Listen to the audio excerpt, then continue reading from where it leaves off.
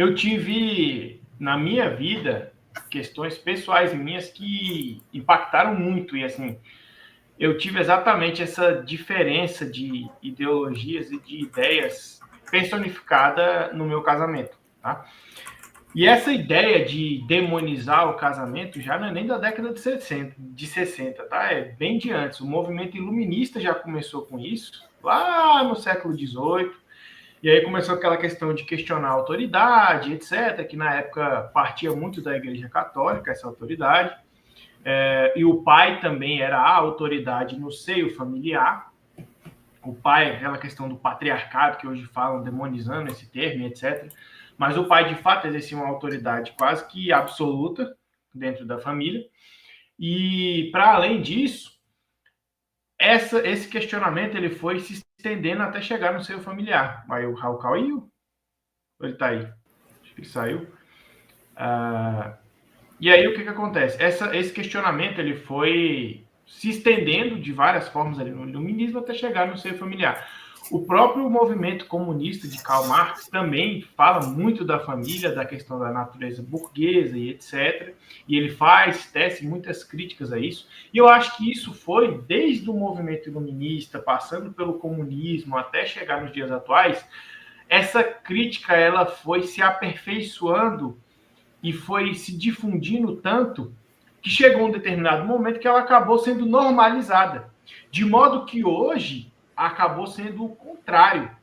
Você ser cristão, você ser conservador, você constituir uma família, você ser branco, hétero, que constitui família, etc. Hoje, isso é que é o radical. Isso é que acaba sendo a exceção. Quando, na verdade, isso deveria ser a regra. E era a regra de tempos atrás. Só que esse discurso ele foi se aperfeiçoando de tal forma que acabou gerando essa anomalia que a gente vive hoje de o relacionamento saudável, comum, tradicional, ser o estranho. Então, essa construção ela vem lá de trás. E aí, obviamente, foi se aperfeiçoando ao longo do tempo. Eu estava observando, eu gosto muito de assistir desenhos antigos e tudo, até porque eu analiso muita coisa hoje para já começar a selecionar as coisas que o meu filho vai assistir. E é impressionante que às vezes tem certas sutilezas que a gente acaba percebendo hoje, porque o que se denomina hoje de cultura woke ficou tão escancarado que até pessoas que não estudam o tema, não se importam com o tema, acabaram se saturando. A gente vê esse tema muito evidente nos filmes da Marvel, por exemplo, da Disney de um modo geral, do universo Disney ali, Star Wars, etc. Ficou um negócio tão chato, tão antinatural, que as pessoas que nem se ligam para isso acabaram desinteressando pelo conteúdo, porque criam personagens que não se conectam com a realidade. Eles criam personagens que tentam transformar a natureza masculina e feminina de tal modo que o telespectador, ou quem está assistindo o filme, acaba se distanciando muito daquilo. Então, por conta disso, hoje essa cultura woke, ela acabou escancarando muito isso. E aí muita gente acabou conhecendo, falando, conversando. Mas quando eu pego esses desenhos e filmes antigos, você vai vendo na sutileza. Era um negócio que já existia lá na década de 90, de 80, só que era muito sutil, você não percebia. E aí aquilo foi normalizando ao longo do tempo, igual até uma das pesquisas que você mandou. Novelas vem incentivando esse discurso há muito tempo. A Globo ela foi um personagem fundamental na difusão desse conteúdo, que vai acabando levando esses assuntos ao público em geral e normalizando assuntos como divórcio, como fertilização e etc., de modo a atrapalhar esse desenvolvimento da sociedade. Tá? Agora, nesses meus estudos, uma coisa que eu observo é que a galera mais jovem está perdida de tal forma que está acabando buscando o divino de novo. E aí, assim, eu quero só deixa eu fazer uma digressão aqui, claro. Eu sou católico também, assim como o Raul, então, fatalmente, para mim, essa questão passa por essa natureza também metafísica, tá? Essa questão espiritual e etc. Mas existem muitas coisas do ponto de vista material que a gente consegue falar aqui, tá? E hoje uma coisa que a gente observa na sociedade, esse discurso ele foi se aperfeiçoando e foi se difundindo tanto que você criou uma geração de mulheres e homens frustrados, porque eles acabam reprimindo a sua natureza interior por conta desse excesso de discurso, de cobrança, de batalha geral que a gente fala no dia a dia. A galera espiritualizada chama de batalha espiritual também, etc. É muito evidente isso, e aí eu falo da questão do meu exemplo. Eu, durante um tempo, eu namorei uma outra pessoa que ela gabaritava praticamente tudo isso que se presta, que se prega como normal hoje. Gostava excessivamente de balada, queria curtir a vida, e aquele negócio de mulher independente, mulher faz isso, faz o que quiser, que perere para lá. Não que mulher não deva ser independente, tá? Só para deixar isso claro, mas existe uma certa interdependência quando você tem um relacionamento e se espera o respeito mútuo. Porque o que se exige, o que hoje em dia esse tipo de discurso prega, é que, não, os homens eram escrotos lá no passado, eles traíam, eles faziam e aconteciam.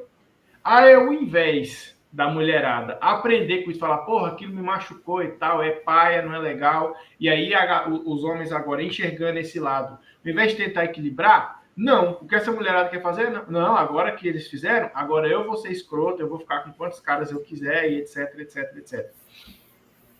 Então, durante um tempo, tive com uma pessoa nesse sentido, e é uma coisa que, para onde eu olhava, aquilo era normal, de mulher, enfim, querer ficar saindo sozinho o tempo todo, sendo que tem um relacionamento, eu não acho certo, nem para o homem nem para a mulher, tá? Para os dois lados. Isso não é correto. Ficar querendo fazer determinadas coisas que não condizem com a postura de alguém que se quer conservar para o casamento, que quer conviver com a pessoa o resto da vida. E ali, aquilo foi me chamando a atenção e me incomodando ao longo do tempo. E aí eu tive alguns términos nesse relacionamento passado, e o que é mais bizarro é que o mundo parece que ele foi apodrecendo cada vez mais, porque eu fui tendo contato com outras pessoas, e algumas delas, assim, tava um negócio tão escrachado, teve uma moça que eu saí, acho que em 2018, sei lá, ela tava conversando comigo e com outros 16 caras no WhatsApp aqui do meu lado, assim, não tava nem aí se eu tava do lado dela. Hã? Sobra nada pro Beto. Não. Era o 16. Olha quem chegou aí, olha quem chegou aí. Terminou de apagar o bombeirão. Ó o guerreiro aí. Pronto, bem-vindo, Ventura. E aí, assim, chegou de tal forma que eu tava achando já que era normal, que eu tinha que aceitar aquilo e etc. E o que me chamou a atenção na minha esposa? A gente começou a trabalhar junto, a gente era amigo de muito tempo, e ela tinha essa questão das virtudes que a mulher preza ou deve prezar, virtudes teologais e tal. Então, assim, tinha a questão da obediência a Deus, era uma mulher trabalhadora ali, fiel dentro dos propósitos que ela trabalhava.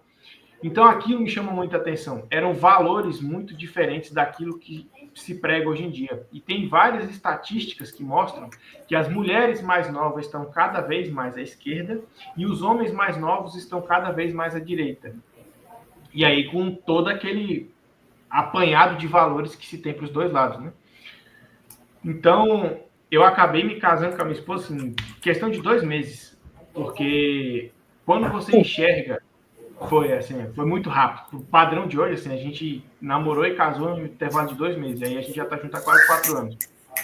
Nossa. Então, quando você enxerga um parceiro, uma parceira com esse tipo de qualidade, você acaba incentivando uma série de coisas que vão interferir na sociedade. E tem esses estudos que mostram, e aí a gente volta para a questão do divórcio, que tem sido incentivado o divórcio de tal forma que estão destruindo vários e vários lares. Hoje, se você for observar a estrutura de escola hoje em dia, não é muito difícil você encontrar uma escola que tem Dia dos Pais e Dia das Mães.